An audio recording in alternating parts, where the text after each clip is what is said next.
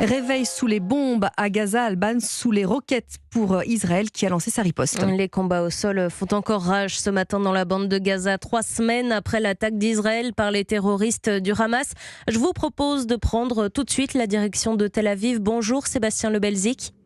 Oui, bonjour Alban, bonjour à tous. Vous êtes l'envoyé spécial d'Europe 1 en Israël. Alors selon le quotidien israélien Haaretz ce matin, les frappes menées par Tsahal sont d'une ampleur inédite depuis le 7 octobre. Oui, c'est ça, et c'est confirmé par l'état-major israélien. 150 cibles souterraines ont été frappées pendant la nuit et le chef des forces aériennes du Hamas a été tué cette nuit. C'est ce qu'annonce Tsahal à l'instant. La priorité, c'est de détruire ce réseau de tunnels dans lequel se cachent les terroristes. On a pu voir toute la nuit des explosions intenses. Le ciel était rouge au-dessus de Gaza. Alors Tsahal a d'abord pilonné de façon intensive le nord du territoire avant d'envoyer ses chars et ses blindés qui ont franchi le point de passage entre Israël et Gaza au niveau du poste frontière d'Erez.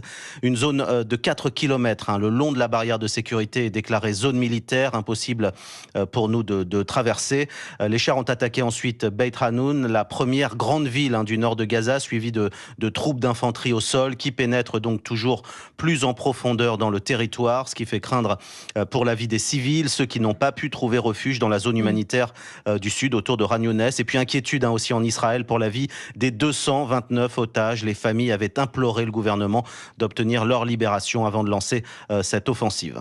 Merci beaucoup Sébastien Lebelzik, envoyé spécial d'Europe 1 en Israël.